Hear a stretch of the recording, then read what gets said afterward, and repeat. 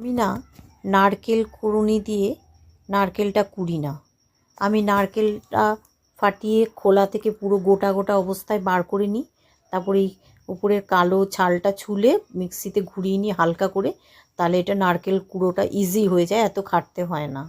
এবার আমি চিংড়িগুলো দিয়ে নারকেল দিয়ে আমি আর সর্ষে দিয়ে আর কি সর্ষে চিংড়ি বানাবো।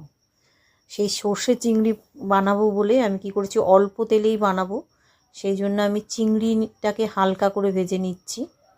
হালকা করে ভেজে নিয়েই আমি একেবারেই বসিয়ে দেবো। এবার আমি ওই নারকেল কুড়োটা 4 চামচ বা 5 চামচ আপনাদের যেরকম খাবেন গ্রেভি সেই অনুযায়ী দিয়ে নেবেন। দিয়ে একটু নেড়ে নেবেন। নাড়লে কি হয়, ফ্লেভারটা খুব ভালো আসে। আর আমার যেহেতু দই অল্পই ছিল, আমি প্যাকেটের মধ্যে দইটাকে বেশ ভালো করে ফাটিয়ে নিয়েছি। দেখবেন অল্প দই থাকলে প্যাকেটের মধ্যে বেশ ফেটেও যায়, পাতলা হয়ে বেরোয়। তো আমি এরকম করেই পুরো যতটা লাগবে মোটামুটি হাফ কাপের মতো দই দিয়ে নিলাম, ফাটানো দই। তারপরে আমি একটু চিনি দিয়ে নিলাম। এই সর্ষে চিংড়িতে একটু মিষ্টিটা দিতে লাগে, আমি একটু মিষ্টি খাই, নোনতা মিষ্টি। এবারে অল্প একটু আমি হলুদ দিয়ে নিলাম। হলুদ দিয়ে একটু নাড়াচাড়া করব।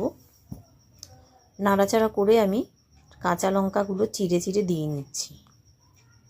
আপনারা যেরকম পরিমাণ ঝাল খাবেন সেই পরিমাণে আপনারা লঙ্কা দেবেন। প্রয়োজন অনুযায়ী নুন দিয়ে নেবেন, টেস্ট অনুযায়ী, মানে কতটা নুন মিষ্টি খাবেন সেই অনুযায়ী তো নুন দেবেন। আমি যেরকম খাই সেই অনুযায়ী নুন দিলাম। এবার আমি লাস্টে দিয়ে নিলাম সর্ষে বাটাটা। সর্ষে বাটাটা আমি সবসময় লাস্টেই দিই। সর্ষে বাটা দিয়ে কিন্তু তেলে ভাজা বা বেশিক্ষণ লাগা লাগা করে ভাজা যাবে না, সেই জন্য সর্ষেটা আমি শেষে দিয়ে নামিয়ে নিই। কারণ সর্ষে যদি একটু লাগা লাগা অবস্থায় নাড়াচাড়া হয় তাহলে তিতো হয়ে যাবে, আর তেলের মধ্যে তো সর্ষে ভাজা যাবেই না, তেতো হয়েই যাবে। এবার আমি এটাকে নামিয়ে নিচ্ছি।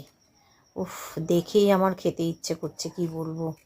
আপনারা বানিয়ে দেখতে পারেন, খেতে না হয়েছে দুর্দান্ত, অপূর্ব অপূর্ব।